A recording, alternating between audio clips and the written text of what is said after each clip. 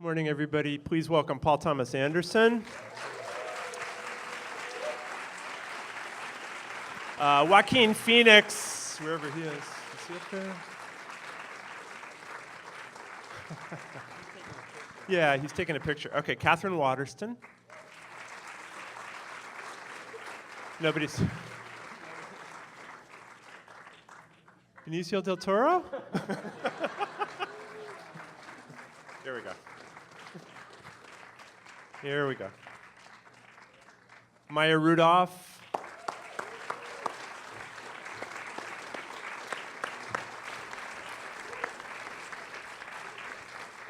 Joanna Newsom.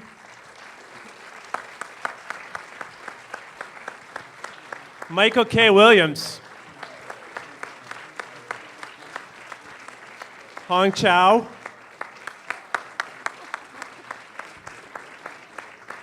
Jenna Malone. Owen Wilson. Sasha Petersi.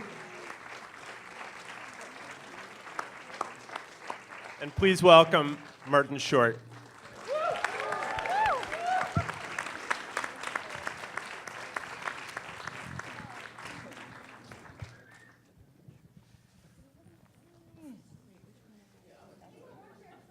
Do we have one?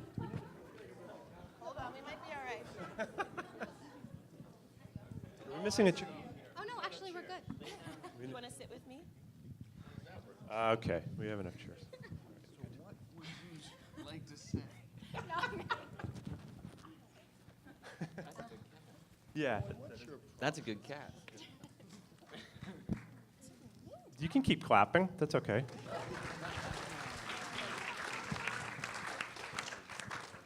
Let's open it right up. John, we'll open it right up for questions. Okay, raise your hands for questions.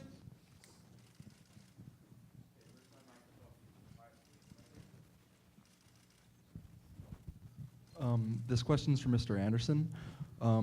How did it feel to go back into the ensemble piece of filmmaking rather than concentrating on one or two characters, but having a whole slew of characters kind of running throughout the whole film? Felt great for the obvious reasons, getting to work with all these people.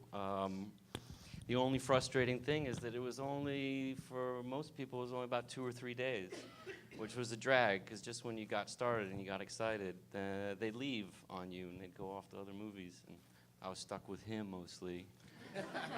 But yeah, it's great, amazing. Kind of a dream come true, great feeling. I feel awful just to concentrate on one person because this is such an amazing stage full of people, and all of y'all, much respect for the work that you've presented here. But this question is for Mr. Anderson, and I just with this cast of thousands that you have, at what point did you decide this was going to be a flat film rather than scope? I'm intrigued for Tech talk, all right, I like it. Let's talk. Good question. I love nerd questions. I love it. I think I just started shooting this way on the master, and I was thinking, did you ever see that movie, Crazy People? It's boxy, but they're good. They describe Volvos as they're boxy, but they're good. I thought that boxy would be good for this movie. That was really that simple, and good for the period, I suppose. I could talk that stuff all day long with you, but we shouldn't. I want to just ask if anyone wants to jump in and talk about the work of getting into the period. Any of the actors, if you have a comment to make on that. No.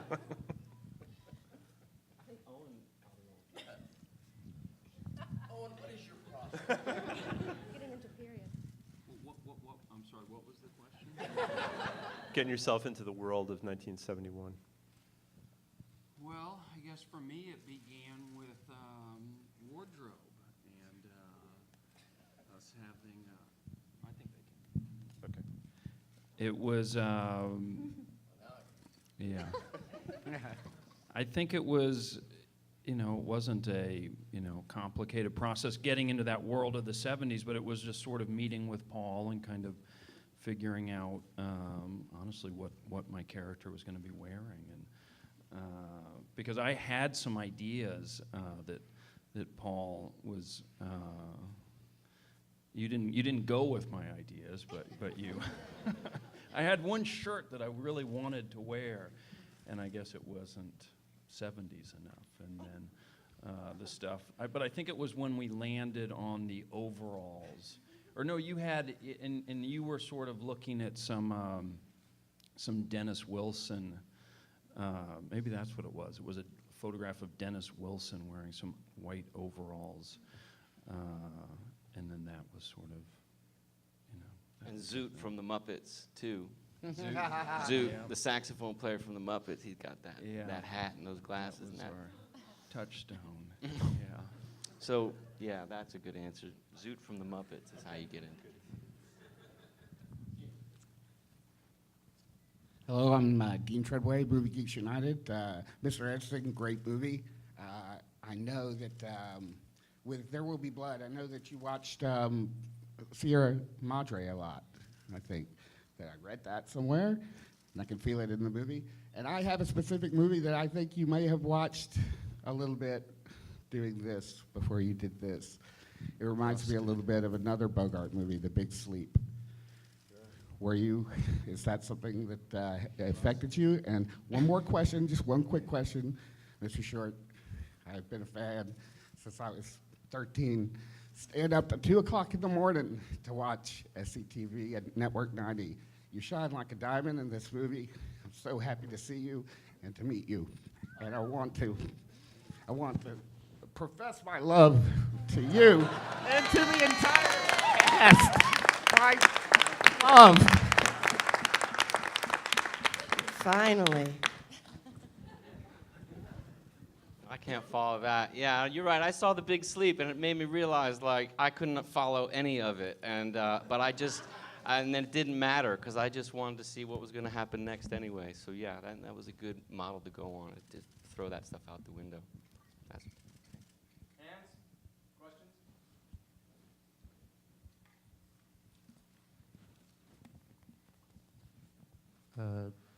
Hello.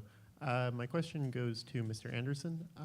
One of the more interesting formal elements of this film I found was your use of the two-shot in conversation sequences, and particularly the way you have the camera push in on the actors as they're speaking and sort of the rhythm it creates. I was wondering if you could talk a bit about finding that rhythm for particular scenes. The scene between Mr. Phoenix and Mr. Wilson seems to go on for something like 5 minutes, and it pushes in so slowly you kind of don't even realize it's happening.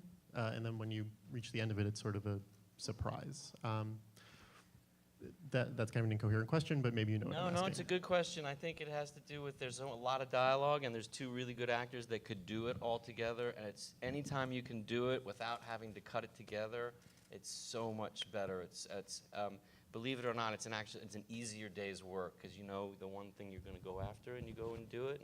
And Owen and Joaquin are capable enough to do it, and that was great. Yeah, it's really that simple.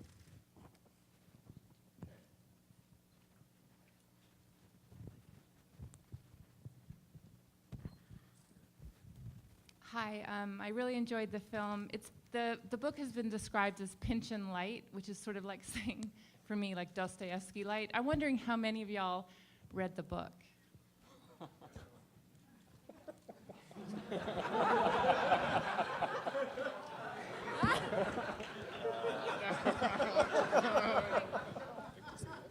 Last night, right? Joanna read it. They all took the Evelyn Wood speed reading course.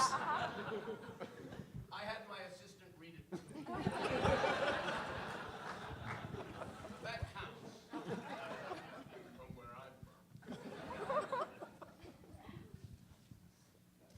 I'm Hi. I can stand. Can actually see me. Thank you so much. This is really a great movie.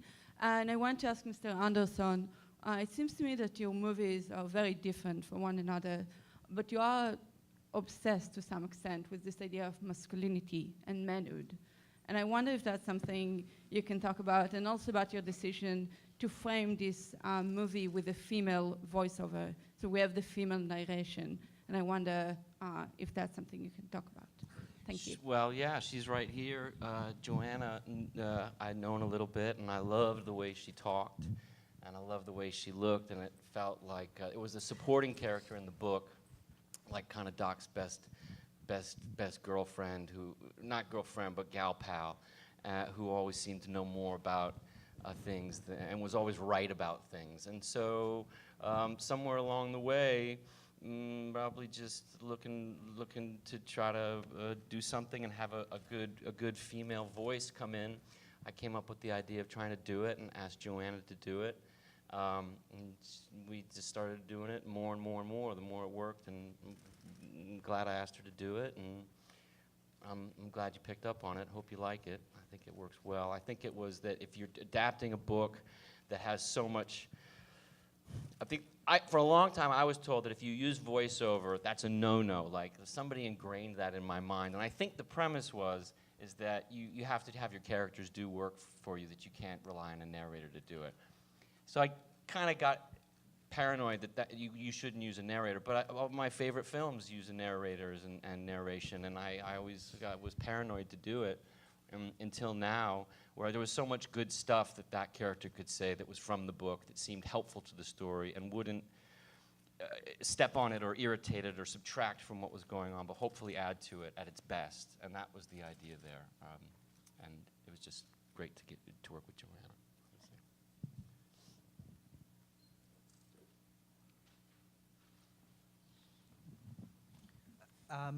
Mr. Anderson, I was wondering how you approached the juxtaposition of tone in this film. There are some very funny moments set against these very dour scenes, very dour narration and music. I was wondering how you approached that. Dour? Really? Oh, fuck. I'll tell... Yeah, dour in a good way. I'll tell Johnny Greenwood you said dour in a good way. Honestly, I think what you might be talking about is the book. That's Thomas Pynchon. That's you know what he does in his books, is that you have the kind of I don't want to say literary because that's a bad word, but beautifully written and sort of profound and deeply felt stuff mixed in with just the best fart jokes and poop jokes and silly songs and stuff that you can imagine. So it's just, we were doing an adaptation of the book, and we were trying to do that. And so that's where that stuff comes from, is trying to be as faithful to the feeling of the book as possible.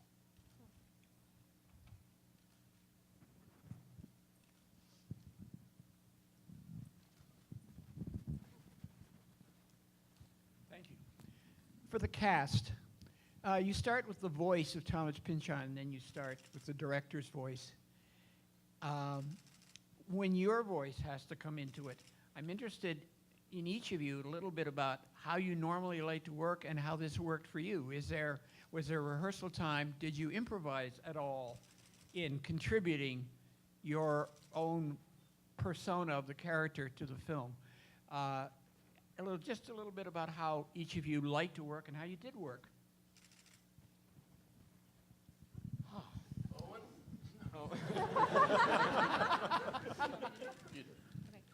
I think, at least for Japonica, one of the special things about the scene when we first see Martin and myself, what I really loved is that in the original sides, it was written extremely different.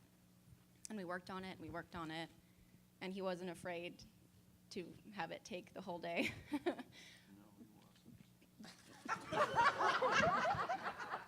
But mainly what I loved about it is that there was one take in particular where all three of us did something completely different.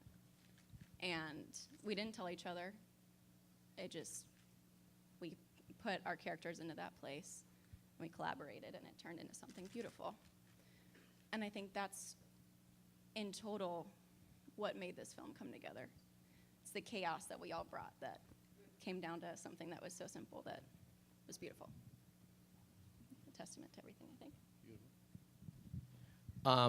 Well, I think that for me, it's if you're working with a great director, you feel very, very, very safe, because you know that all decisions in all directions of this film will be made months later in an editing room, and so you just feel completely loose. So what I loved is how many variations, and we'd go in the car, get out the car, go in the car, go out the car, try it again, say anything. I'd maybe improvise an approach to a line, and I'd say, Paul, should I do that again? Paul, should I do that again? Paul, yeah, do it. And then we do it again. And it was just, so it was really trying to create as many elements and colors and hues that could help Paul later on when he was putting it together. And that's a great freeing up, I think, as an actor, particularly if you're working with someone great.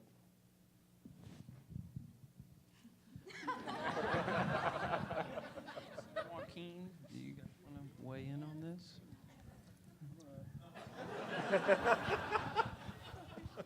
Oh, and how did you get started? Well, it was a very loose way of working, and but I think that you know, I sometimes wouldn't necessarily know exactly what I was doing. I just sort of, you know, have to kind of rely on, I guess what you're sort of saying, that you know that you kind of feel comfortable or safe that, you know, these decisions will be made further down the road, and you just try to do different stuff. But I don't remember a lot of improvising, but we were sort of, you know, encouraged to kind of do anything. Yeah, it was just a very kind of loose, kind of chaotic. You know, was that different from how you normally work, Paul, this movie? Or was this usually how you work? Because it felt, you know, like we keep saying, very loose and chaotic.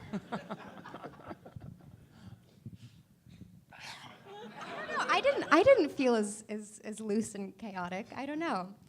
I mean, I feel like maybe it's all different parts of the structure and the story and how, you know, there's different tones, but I feel like with Hope, we kind of just started with the words, you know, because they're so important in this film. And I guess that was a new thing for me, really focusing on the words and the narrative and the story, and just making sure, you know, before we sort of hit print, you know, that we have all of these, because, you know, he's such a beautiful writer, you know, that we have all of these little things that can kind of pull from such a giant source. And so I feel like it was really nice. I've never been able to collaborate in a way with a director and just sit down with the words and just see what feels right.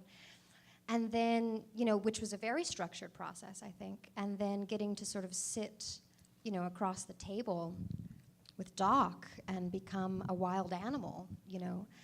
I mean, that's where the chaos comes from, but that chaos can only come from a grounded, you know, sort of logical base in a way, because you have to know where you're going to be spinning from, you know. I mean, I think there was a point where Joaquin and I just started clicking at each other for about 5 minutes. It was pretty, you know, incredible. And it just, you know, the logic becomes the chaos and the chaos becomes the logic, but that's, you know, as you were saying so lovely, it's just having the safety net beneath you, you know, to build from that. But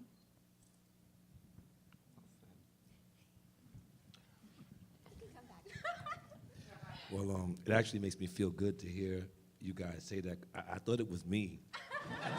I was like, I didn't think Paul liked me.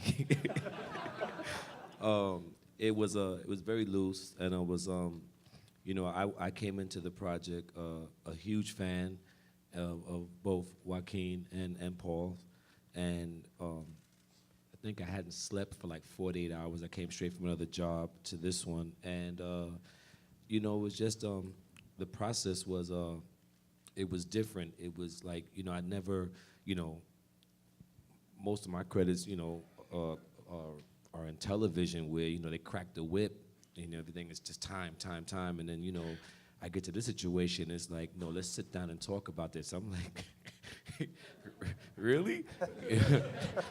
Don't you just want me to just, you know, to perform? He's like, no, let's talk about this.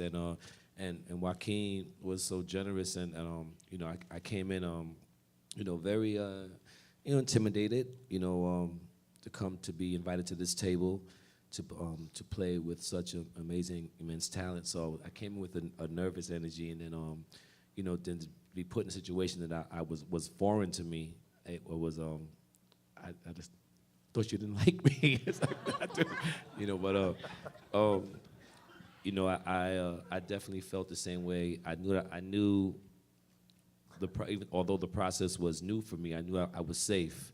I knew I was in good hands, and I knew that I had to trust. And I'm grateful that I was given the opportunity to do that. I think Paul was just trying to make you feel paranoid. It worked. I didn't like you. I mean, no. Oh no, that makes me feel terrible. What did I do wrong? I guess I would have to echo everything that has been said. I came aboard this project through a traditional audition. I didn't know Paul or anybody involved in the project prior. And I had actually read the book prior to meeting Paul, so he didn't actually have to do a lot of explaining as to what the story was. I think he, probably started to try to explain the story, but then I just butted in and was just telling him about all the passages and parts of the book that I really loved. In terms of preparing for the character, I just watched a lot of movies from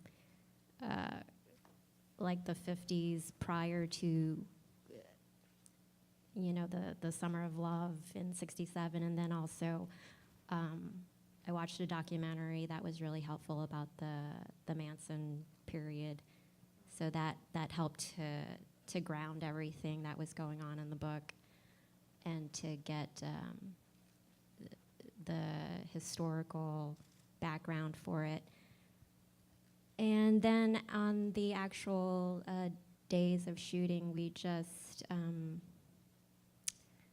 I don't think Paul went into it knowing exactly what he wanted, because I think that he likes to experiment and have the possibility of interesting things happening on the day of, and I think that's what he wants to capture.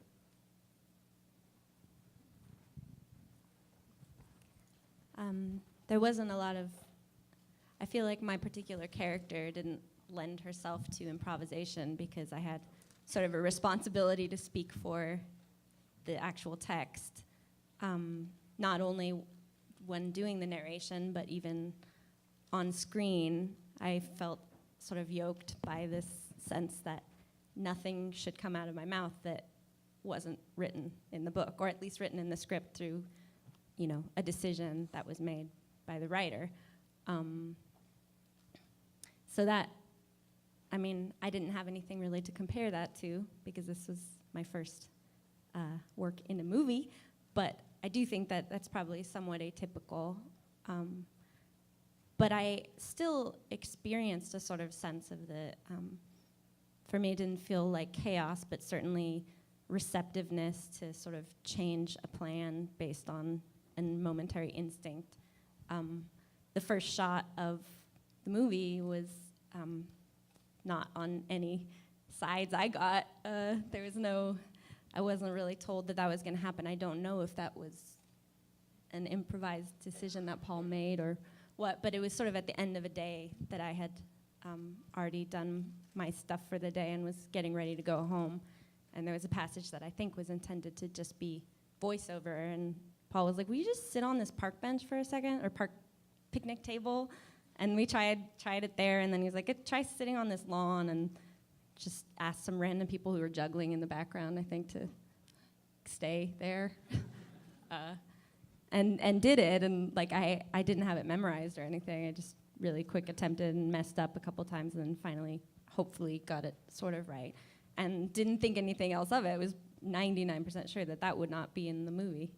And it was. And so I do think that there is a little bit of sense of floating on sort of an instinct or opportunity. I have my own. I brought my own. I just think hearing what everybody has to say, I feel like as more of a bystander watching Paul work on this movie, I think it depends on the scene. I think it depends on the characters. I think it depends on the actors. And I think, a scene like in Rudy Blatnoy's office, when you first see Marty, is probably a lot looser than the scene when, Owen and Joaquin are talking at the party, and it's this very long shot of a very detailed conversation. So, which is what, you know, I love so much about Paul's work, which is that it's anything and everything, and yet it's always his. And, you know, it allows a scene like in Dr. Blatnoyd's office to be crazy, but then something else to be dark and mysterious. And I don't know, I got to improvise a little bit about an afro or something like that. That was very good. I remember jumping in right into a 3-page monologue, and it was, I think someone said that in order to learn your lines, you need to repeat them 300 times. So by the end of the scene, we knew our lines.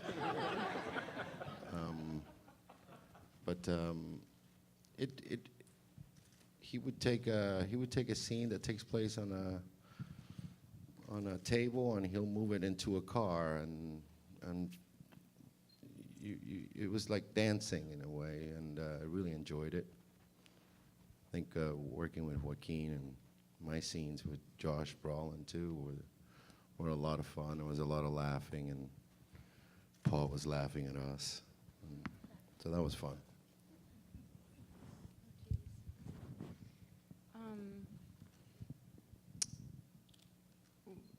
Working with Paul was the best creative experience I've ever had. I don't really know exactly how he does what he does, or what he wants, or why he creates the spirit he creates on set, but it's really conducive to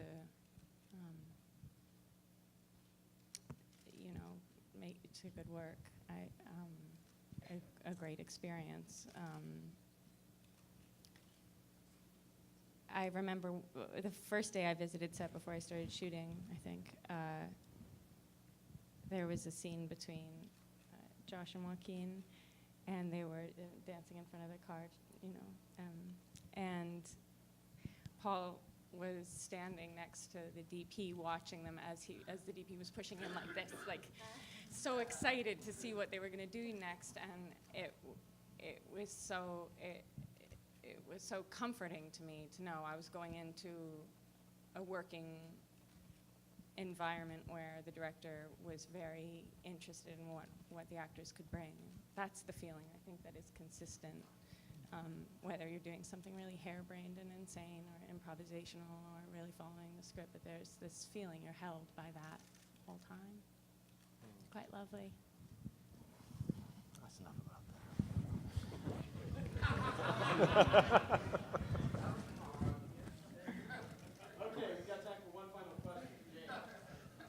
Yeah, this is the only movie, I believe, screening in 35 millimeter. I was wondering if you'd like to talk about that. Yeah. I feel like a fraud because you just didn't see that here. It's playing tonight at the Alice Tully Hall, but luckily we're able to still keep that alive and keep that going. It's just sort of something I started doing back at the beginning, so it's just sort of the only way I know how to do it, and just been able to keep that up and have a great, nice print to show tonight. And all the nerves that accompany that. Everything could break easily, and that's kind of adds to the thrill of it all. And it looks beautiful. Just trying to keep it alive a little bit longer, or not to phase anything out. Try to keep. There's room for both things. So and it's just great that the projectors are still there. They're well kept up. It looks beautiful, great, and that should just be how it is. Nothing should go away. So that's it. Yeah. Thank you, everybody. Thank you. Thanks, Paul. Thanks.